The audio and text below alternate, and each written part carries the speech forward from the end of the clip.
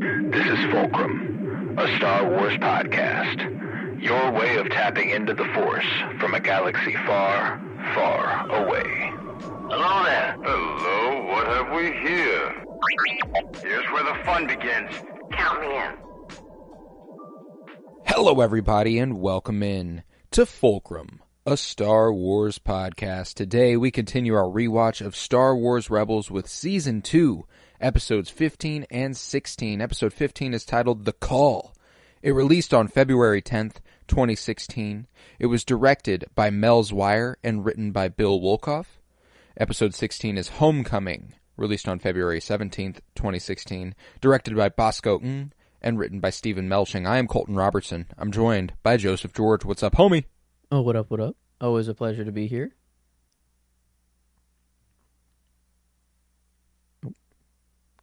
Oh, sorry, I think you cut out there for a second. Oh, yeah, I'm assuming you said your usual always a pleasure to be here. I did. And it is always a pleasure to have you. Sorry about the long pause there, everybody. We're doing this on a phone call, and sometimes, we can't see each other. The visual cues are different. Everything's a little bit more odd when we're doing it like this. But regardless, I quite enjoy it, actually. I get to sit in a chair. I kind of get to, stare into blank space.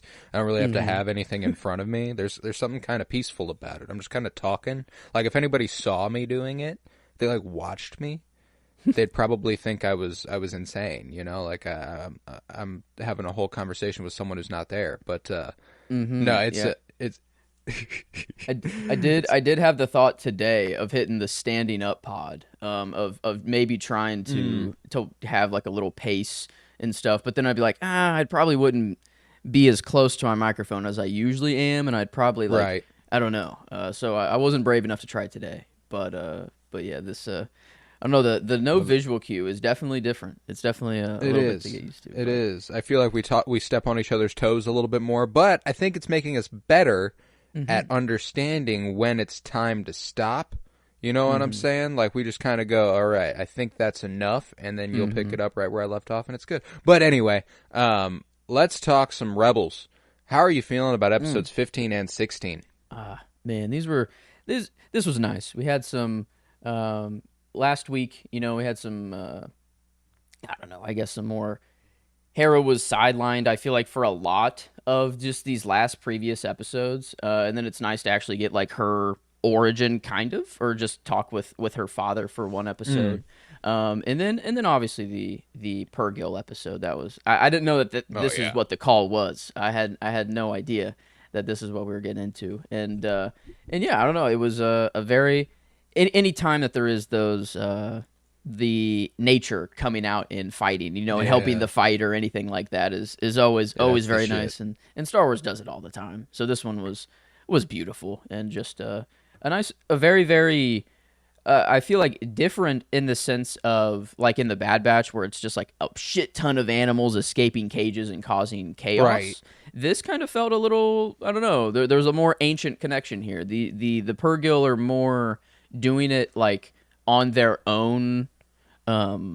It seems that they make the decision instead of Ezra just being the one to kind of... Yeah, they have motivation here. Yeah, it's not just they decide they want to help Ezra, not Ezra wanting to help them. Yeah. Even though he does want to help them, but there is they understand that he wants to help them, and so it's a it's a Force connection. We learn a lot about the Purrgil as Ahsoka comes back around, and the way that they work, it's a little bit more than meets the eye. But I've always loved these two episodes, and this being followed immediately by a very memorable episode, which is Callus and Zeb in the cavern. Ooh. It makes me think this is probably maybe one of the best 3-episode runs this entire show has to offer. In terms of, getting a feel for everybody. We even see, obviously Homecoming gives us a really, really deep look into Hera. We probably see Hera at her least amenable in episode 15 with the call. When she's like, no, fuck the Purrgil. She's actually actively anti the Purrgil, which is and she has a reason. She's lost many friends, many pilots to the Purrgil. They wander into hyperspace lanes and they destroy cruisers and all that stuff. But it's interesting to see characters warts and all, and I think Hera is definitely the highlight of these 2 episodes. She's not my favorite character from the first, but in terms of the exploration of all aspects of her character, I feel like we got more thoroughly into her than most characters get a chance to, you know? Mm-hmm. Yeah, at first, whenever she was like, "No, these Purrgil fucking suck, and we just gotta blast them," I'm like, "Whoa!" I'm like, "Okay, Hera, like this is interesting for you." It seemed kind of not like her, but then she got into the explanation of and I got to thinking of it. She's a pilot, that's what she does all the time, and she's got to hear all the horror stories of acts. I feel like it's just an accident. I feel like these Purrgil aren't like. Well, I guess, yeah, I don't know. Are they actually a little upset that humans or whatever are using the hyperspace lanes? Like, are they actually did the Purrgil make the lanes, or were the lanes always there and they're just part of space? The way that the hyperspace lanes work is fucking bizarre. They do just exist. And humans have to discover them. I don't know if the Purrgil created them. That's a good question. The origins of hyperspace lanes, I'm not aware of, but I know that there used to be, like in the era of the High Republic. In the era of the High Republic, there used to be like hyperspace prospectors, and they were basically looking for hyperspace lanes. They were trying to discover them. Okay. And are you still here? They didn't create hyperspace lanes. They found them. So it's interesting to think about. Okay. Yeah, I don't know I think I just returned. I don't know what the heck was going on. Oh, okay. That's why. Okay, Wi-Fi just looks like it shut off on its own. It is still on. So I guess I'm just actually going to turn it off for good. It's been more reliable the past episodes, but I'll cut this out eventually. But okay. Wow. All good. I think we should be good now.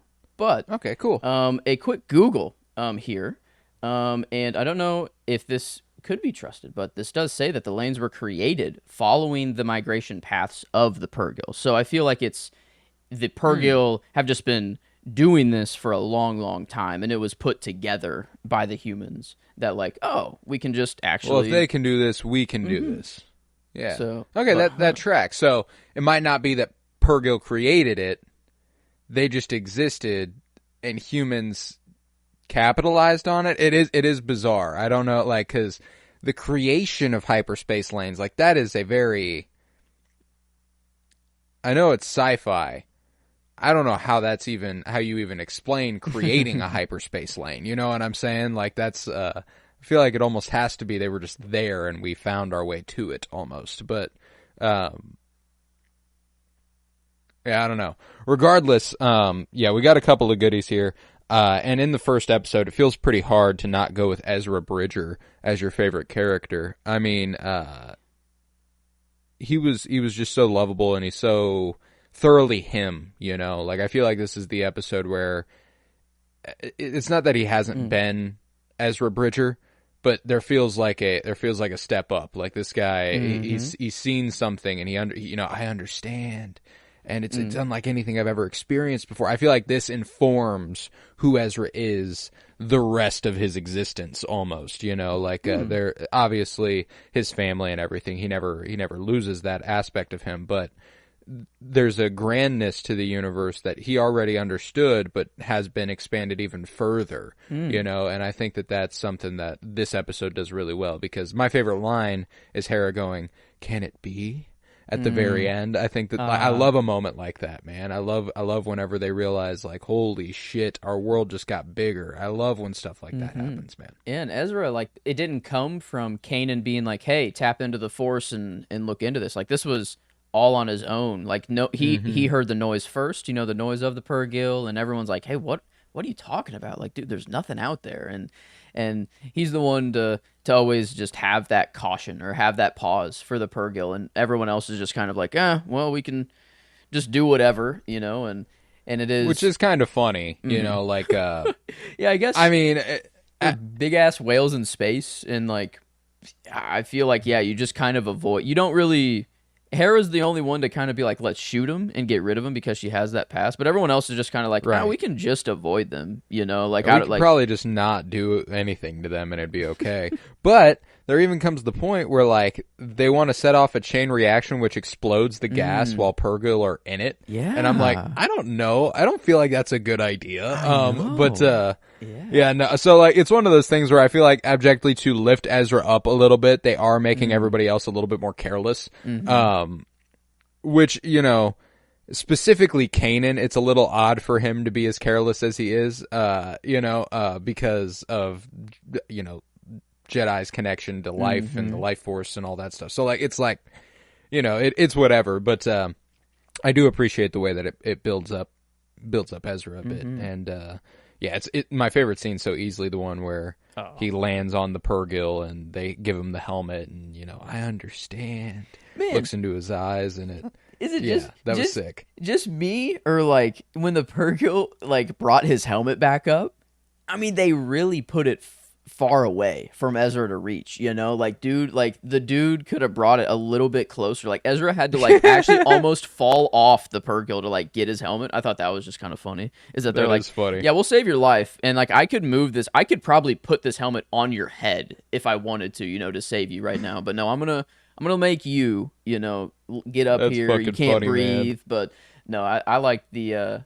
I mean, that's pretty much. I don't think there's any other scene to really go with other than there. But one of the shots I did like is right before he fell down in the pit. There was a Purrgil that just kind of swam. It was an overhead shot looking at Ezra on that catwalk with that gun turret at the end, and then the Purrgil kind of just goes underneath of him, and he goes from one side to the other and looks at him, and then eventually falls down in there. But right. But yeah, did he have his Paul Atreides moment? Is this like the equivalent of drinking the blue juice? He got the water. He got the water of life. There it is. There it is. I knew there was a name for it, but I wonder if this is the Star Wars equivalent of he understands. Yeah, you just got to inhale. You just got to inhale fuel. Yep. In its gaseous state. Yep. Straight up. No, I feel like that's just how the Purrgils function. I don't think that's a human thing there. But his eyes did go. But yeah, he clearly connects with them on a level that I don't think anybody's ever connected with a Purrgil on before. At least not for a very long time. But that's true. Yeah, no, it's definitely my favorite scene, and you spoke to your favorite shot. There's a lot of great options in this one. One of my favorites was when, like, hang on, we'll be right there. And they're like, we? And then he rises up with all the Purrgil, and he's standing on one's shoulders and all that. Like, that's sick. But my favorite is actually when the three of them, or four of them, including Chopper, are diving down towards the platform, and a Purrgil comes up right beside them. And Ezra like reaches out and touches it, and it's like it's the angle of all of them diving straight downward. It's really, really cool.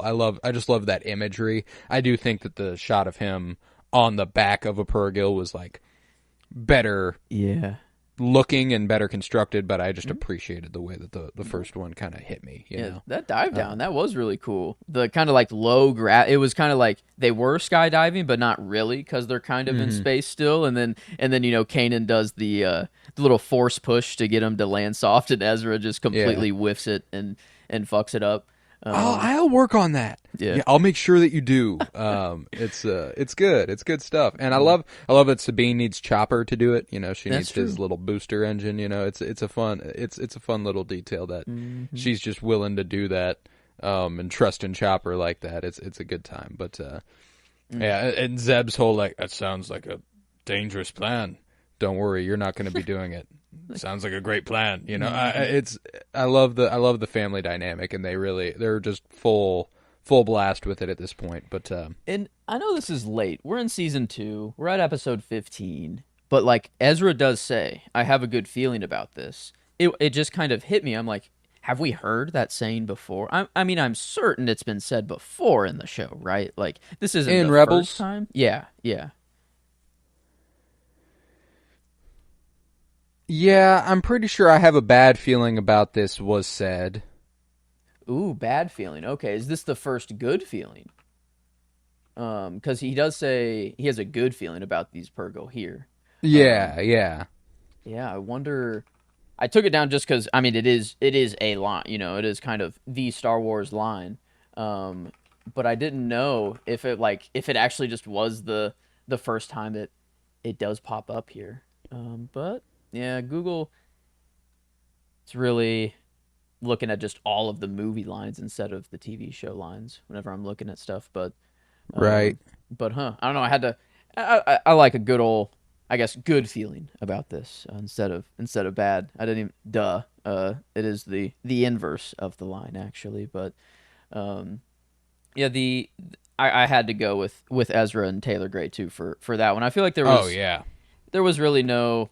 I tried to spread the love like on this one, like even for your shot, like diving down, it was the one I was gonna put in when I was watching the episode. I'm like, okay, I'll wait for a little different one, and I'm like, well, this seems like an Ezra episode and Taylor Gray. And then yeah, I don't know, I couldn't really give anyone else. The only time that I even thought about changing was next episode, but then it's like, again, how do you switch from Hera? But like I did really like the dynamic of Kanan, like having to like he's seen her dad, and so he's acting all like that's like yeah, like, there are very like Rebels is not a super relatable show, you know. It's Star Wars. It's out there. There's relatability within the human moments and the human aspects, but very rarely, situationally, do I feel like I can relate to any of the characters.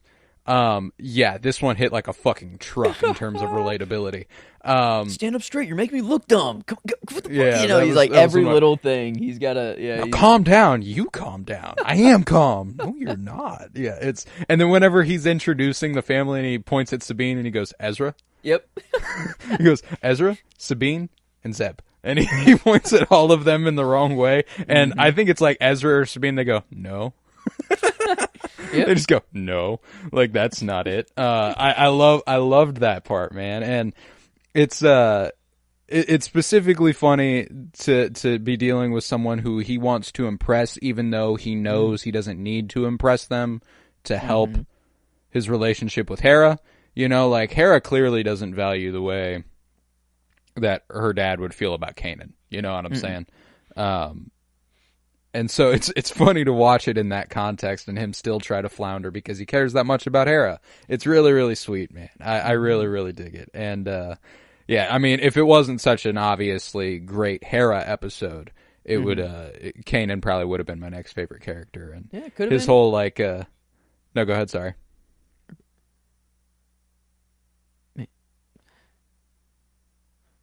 Hello? Are we? Man, yeah, I don't know why it's giving me so much trouble today. Yeah, I'm here. Are you? Do you hear me? Oh, okay. Okay, yeah, I hear you now. Man, yeah, I don't. It's kind of going wild today for whatever reason. Yeah, that's weird. That's weird. But I was curious. I said I don't know if you heard this part. Like if it wasn't obviously such a Hera episode, Kanan probably would have been my runner up. Yeah, I mean it's Kanan and her father. He does fuck up the mission and he does like fuck up the hyperdrive and stuff. But he's an interesting character though. Yeah. Yeah. He we get some of his backstory. I guess some of like when Hera closes the door. Kanan's just in there like, oh my god, I could listen to your stories all day. And then she slams the door closed. She doesn't want to hear any more about it. And so it was cool to hear about her father for a little bit and I guess whenever it got really serious, whenever Hera's actually like telling him off, he's coming up to the bridge. Yeah, I damaged the hyperdrive, and Hera finally is like, okay, I gotta let you know how it is. I gotta. She says how he inspired him and how he was a great leader and rebellious father, but also at the same time, just kind of it left her on the wayside, and she was she had to go, and she had to have her own fight, and man, I mean it's crazy how this show can just out of nowhere. I'm not even really fully into it or like it. I don't know how to explain it, but like out of just one line or one situation, and I'm tearing up and like I'm crying, like, and it's going from Chopper doing some stupid shit where I'm like I don't know, it's just the complete opposite emotion, but then Hera, can speak in her little Ryloth accent for just, That's all it took. That's all, just that little switch, and I was like, oh no. She's reverting. It's good. It's good stuff. And so Vanessa Marshall is also obviously the performance of the episode too, because that's not an easy thing to do and make it sound natural or even believable, but she does a really, really good job. And I've always loved that Ryloth, the Twi'leks are just French, essentially. I think that's funny. I don't know why I've always thought that was funny, but I think it's funny assigning regional dialects and regional accents to alien species. It makes sense. There's only so much you can do with the voice. It has to be some sort of regional accent, but it is funny, to see them speaking that way, they go real heavy French sometimes, but Cham is also, I've always appreciated Cham as a character, not as a father, even though he does come through at the end here, and it is a good moment. He does have my favorite line of the episode, I'm proud of you, Captain Syndulla. That hits like a truck. That does. And actually gives us like a pretty iconic shot from the series thereafter where all of them sat or standing in a row there. It's kind of one of the definitive images of the Ghost crew, and I didn't realize we were coming up on it. No, that was kind of crazy. Whenever it popped up there, I'm like, wait, is that like the image? I'm like, that's kind of like, I guess there's the one that's painted, that Sabine paints at the end. Right. That one's. But as far as a shot from the show of them, I think that's pretty much the definitive one that people always use. And I think it's cool the way they all rally around Hera and the way they all trust her and believe in her. And I think it's cool that, the thing about Cham is that he's narrow-sighted, She tells him, what you're experiencing here, they're experiencing all over the galaxy, and we just want to help everybody, and it's kind of interesting to pose Cham as a nationalist almost, he's a, it's his borders, it's their fight, that's we do it for our planet, we don't care about what happens everywhere else, but what happens when you do find security on your planet? Do you just stop, or the pain that your people have gone through? You can just accept that it's happening elsewhere, and I appreciate that Hera puts that to him. Is like, you got to realize, and that is obviously the scene. Also, whenever she wins, Gobi and what's the other chick's name? I can't remember both of their names, but it's like Gobi and something else. Whenever they're like, "We are with you, Captain Syndulla," like it's a really, really good moment where she's won them to their cause. Did she know she was or like kind of over the intercom, or was that just like their comms, or did like Chopper put that on, or like did I don't know. I think they were all kind of connected via comms either, because I know that Zeb and Sabine had been speaking to them through the comms, and Cham had been speaking to them through the comms. So it's just kind of like, I think it could have been anybody at any time. Yeah, but, I guess it would have just been really nice if like Chopper like had to actually turn it on to like make it known, or like Hera didn't know she was actually like being heard across the whole ship, because it was nice whenever it's kind of like not the same as like a Narkina 5 or like that speech, but kind of it was to rally everyone up. It was I don't know. It felt good whenever everyone started to join her side, and her dad was like, "Fuck." He's like, "Damn it! If my two best warriors, that are with me are joining my daughter here," he's like, "I obviously have to be wrong." I guess you get a chance to prove me wrong. Yeah, and like that's just such a dad way to put that. You know what I'm saying? Like, it's good stuff though, man. I appreciate that episode like crazy, and as a Hera fanatic, it's definitely one of my favorite episodes of the entire series. And that's the thing too, is that the only thing that does bother you about Cham is that he is so short-sighted, and that he is, or narrow-sighted, I should say, and short-sighted. Hera says, you blow up this cruiser, they're just going to send you another one. Like that's just how it's going to go. But if we take it, we can use it, and we can liberate other places. And who can blame a motherfucker for wanting to liberate his people? Like he says that whenever Chopper shows up, he's like, if you put half as much attention into our cause as you did this rust bucket, we'd have liberated Ryloth by now. And it is interesting to think about what could have been if she'd stayed on and helped Ryloth. Because we've seen a lot of history with Ryloth, like Cham Syndulla, some of the stories he was telling are in the Clone Wars. Yeah. Like the TV show Clone Wars, which is cool. Cham's been a character longer than Hera has. Oh man. Which is kind of wild. Yeah, I wonder if it was literally just, they had to have thought of it. They had to have thought, hey, this guy just needs a daughter, and we're going to make her way fucking cooler. Like, I don't know. It was like, I wonder what the inception point was, if it was... Yeah, no, it's interesting to think about things like that, like, because this is the kind of interconnectivity that does benefit these shows, like Cham Syndulla is obviously not a big character in Clone Wars. He's a supporting character for maybe an arc or two. And, being like, well, we need a Twi'lek pilot. What if she was fucking Cham's daughter? And, like, it's cool. It's really creative and really fun and just a great idea, So I think that these two episodes really, really did a lot to benefit Hera specifically as a character. Yeah, I love the little, I don't know what room they're in, really. It's just kind of like a closet is honestly what it feels like. But it's Hera and Ezra just in there. And Hera's kind of explaining how, just how her father was for him and how she was kind of absent and everything. And how, just the fight eventually became more important than everything. And he said more important than family. And then Cham walks in right then and there. And then as Ezra's walking out, he says, well, there's nothing more important to me. And I don't know, I love how he's like, kind of giving it to Cham a little bit. He's like, you know what, fuck you, dude. Yeah. I love it. I love it.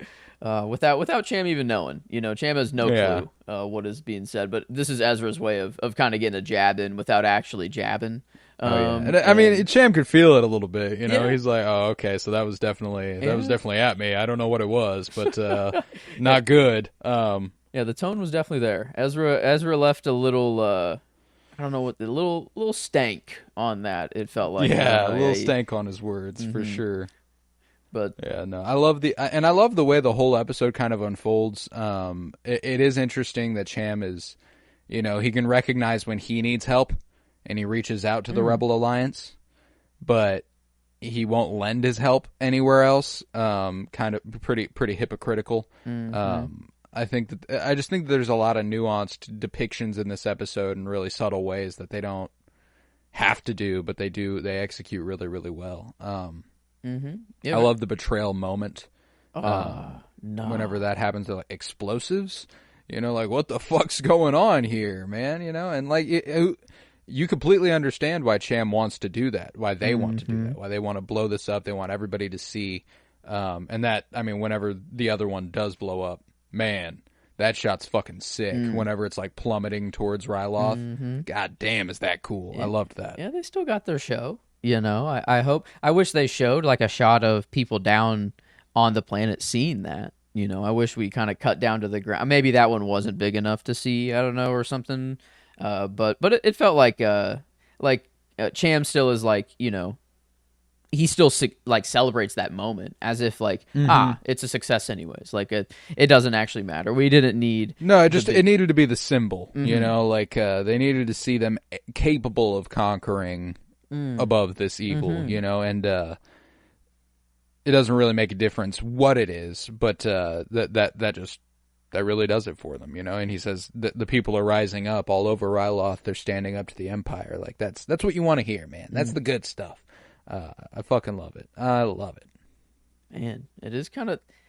He does have a very good point there, though. Like, it is Star Wars, whatever. But like, if you do want people to rise up and like actually start fighting to show that they are capable of blowing up, that's kind of the way to do it just on visual cue alone. I mean, there's no message that has to be sent out. There's no nothing. It's just one boom and it's on. Once you see that your oppressors can be hurt, it's like, oh wait, we can hurt them. Okay, yeah, let's do that then.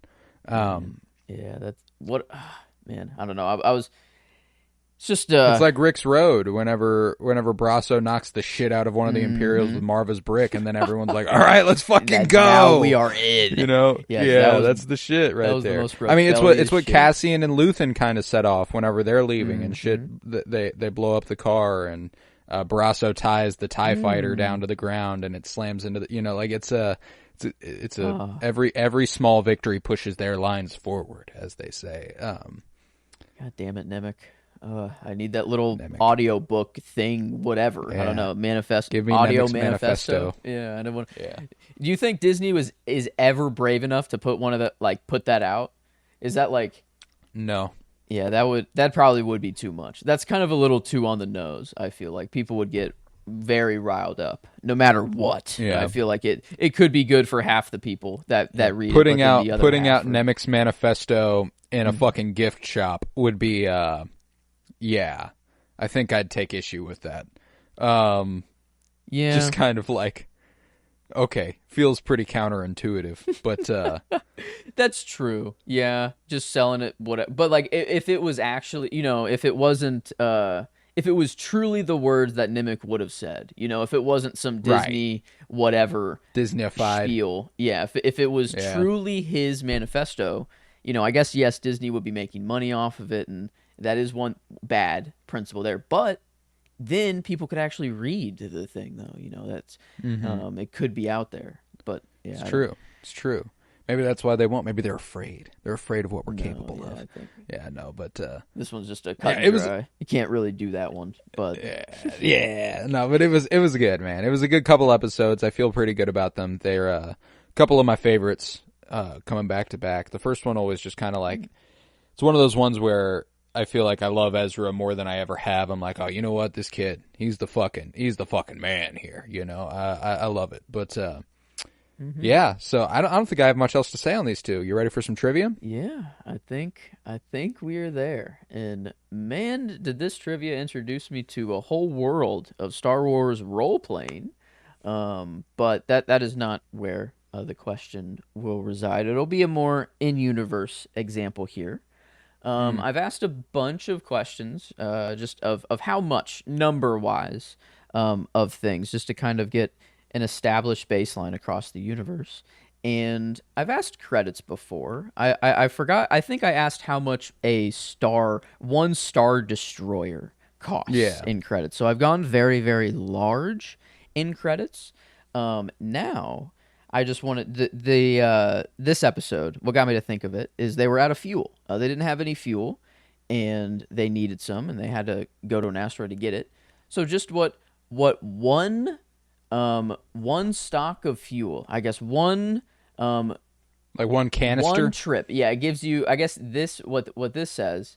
A tank of gas, essentially. Basically, yeah, one tank of gas. Well, there is kind of two different answers. There is the kind of smallest amount of fuel you can put in to make one round trip, and then there is a number for the full tank of the ship that we're doing here is the Millennium Falcon. So we're not filling up a Star Destroyer. We're not filling up something right. crazy. It'd be roughly the same as the Ghost. Yeah. Yes. Gotcha. Yes. Just around there. So how much you think just for there is a number for the full tank for like and I guess, yeah, it's hard to kind of give any hints without giving kind of the answer away. But yeah, there's an answer for kind of one round trip. Just how many credits is that? And then how much is it for if you were to fill up the whole thing? And yeah, I guess 60 days. It looks like is the full tank of the Millennium Falcon. As you get about 60 days. It's pretty expensive. Because if it wasn't, they'd just be buying it. And it seems like every time someone needs fuel in Star Wars, they're stealing it. specifically because of the Empire. Typically, while the Empire's reigning, they have some sort of... I'm assuming they've jacked up the prices a bit. But,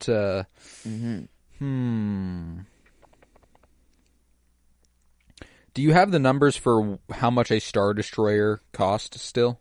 I can get there. I think it was like 1 billion. I think it was 1 billion credits, if I remember correctly. It is... Oh, maybe...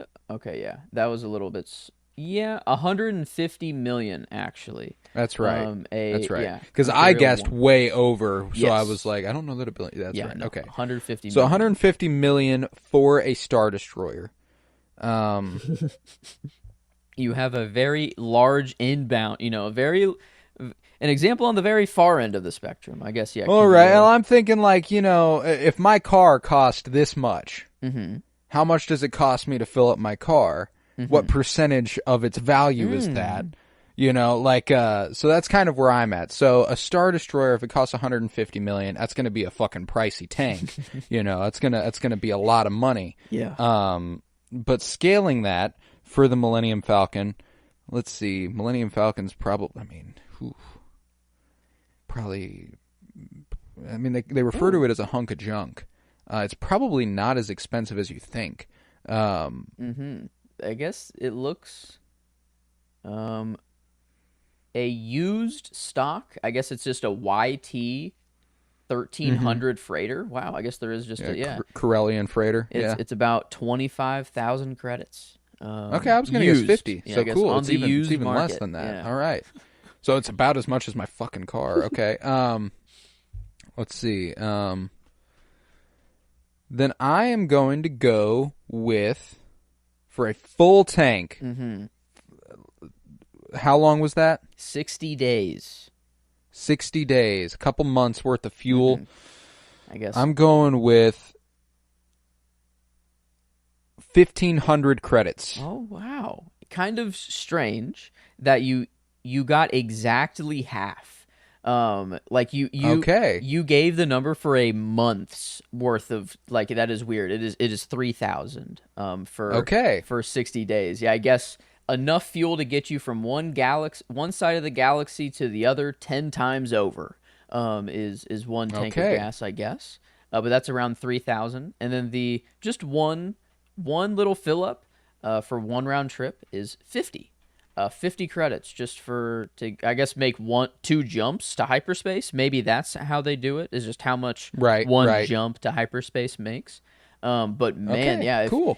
If you want to get in the weeds of this, there is a whole breakdown of the roleplay stuff is crazy, and I feel I really tried to give myself as much context there as I could, so that I could make my guess. And I'm glad I wasn't ridiculously off either. Yeah, you were pretty on there. So 3,000 credits, not bad. All right, that's pretty. It's not affordable by any stretch, but if you're going across the galaxy 10 times over, how much do you value that?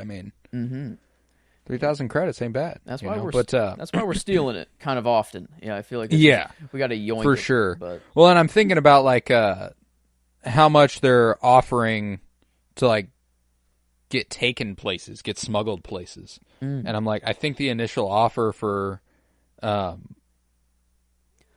end up saying they'll give Han 20,000 or something like that. 3 now and 17 when we get there or something like that. But that's right. Yeah. Or 2 now and 15 when we get there. Maybe it was 17. I can't remember. But regardless, it is interesting to think about. And if you're offering somebody 10,000 credits to get somewhere, that's 3 tanks of gas. You get to drive for 6 months. Damn. Yeah, that's. Man, yeah, establishing all these money and credits and things, it is I don't think they really thought about this during the universe, making the universe they and stuff. Definitely didn't. And now it's a lot more fleshed out because of things like board games and whatever. But I don't know, it is cool that Star Wars can be broken down to this detail. To the dollar. Yeah. Yeah, no, it is interesting. But my question also pertains to the episode's contents, specifically Ryloth. Ooh. Okay. In the Bad Batch, ooh, we see Clone Force 99 head to Ryloth, and they lead a prison break to get Cham Syndulla out of prison. He's been locked away by Imperial forces. Mm-hmm. A clone who had been working for the Empire aided in their escape, preventing them from falling into a trap laid by Crosshair. Ooh. He goes to stand against Crosshair and the Empire and inspires 6 other clones to do the same. What is that leader clone's name? Oh, that's right. This guy. Oh. Okay, another clone question.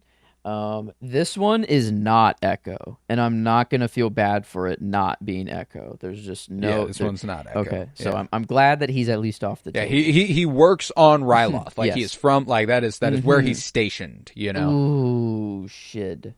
Okay, let's think. I don't think it's...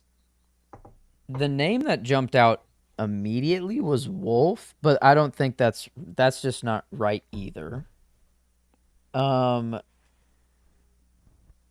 my god, I think I can literally picture the scene in my head. Is it like is there like a garage that opens and he's standing there? Yep, and then everyone has their guns pointed and then lower them down and okay. Oh my god, I literally I know the scene, but what's this dude's just fucking name? He's got the hair. You know, the hair. It's good looking. It's spiked up a little bit. R is ringing a bell for whatever reason. But then the only name that is coming up is Rampart, and I know it's not Rampart. Yeah, because that's the Imperial. Yeah, that's not even. Oh man. Yeah. Oh my god, it's not Wolf, but that's my best guess because I know that is a clone. But no, it's. I just don't think it's Wolf. It's Grit. Is that your final answer? I thought one thing just jumped out, but no. I think no. I'm not. I don't think I'm going to be able to get it. That'd be my best guess. Okay. The clone who leads this mini rebellion is named Hauser. Hauser. Okay, no. Howzer. Yeah, no. R, not a bell, or not any bells there whatsoever. There's an R at the end. Man, yeah, I knew the ends in an R. Okay, yeah, I guess there a little bit, but man, I'm trying to. Yeah, I guess me seeing his face isn't really gonna help. It is the same face, but yeah, okay. There's the hair. I feel like the hair is the thing that does set him apart. It's the defining characteristic of Hauser for sure. Man, Hauser. Yeah, I need to get these clone names up. I don't know. Names are tough, and then when it's a clone, fuck. Right, man, right. They all actually just look the same too, and I don't know, but very very different. No, they're very different. I don't want to try to say that about them, but man, okay. No, I get it though. Okay, Hauser. Yeah. But I'm glad at least I could picture the scene in my head. I'm glad Yeah, that's why I was like, I know it's memorable. I was like, I know you know what I'm talking about, so I don't feel bad asking you this question. It's not like I was pulling something that you've probably never seen. Nope. I do remember. That's why I was comfortable. But okay. All right. Then yeah, Hauser and 3,000 credits on the answers for the trivia questions today. But we will be back next week on Fulcrum, a Star Wars podcast, and I cannot wait as we will be covering episodes 17 and 18 of Season 2. We are very near the end. We've only got 3 episodes left on the season. I'm so very excited. Three episodes of us covering it, 6 episodes total. I'm very excited because that means we're 4 weeks away from Skeleton Crew, and I cannot wait. I'm so excited to cover that. It's going to be a great time. We are doing Sentimentalists. It's been a wonderful time over there. We just finished our series of live commentaries on the Star Wars original trilogy. I believe this is that would have concluded Halloween was last week. Halloween. Yeah, Halloween was last week. So we Sentimentalists also had a nice little bag of Halloween treats for you on Halloween. We dropped 5 episodes last week covering The Evil Dead, The Exorcist, Night of the Living Dead, Psycho, and Halloween.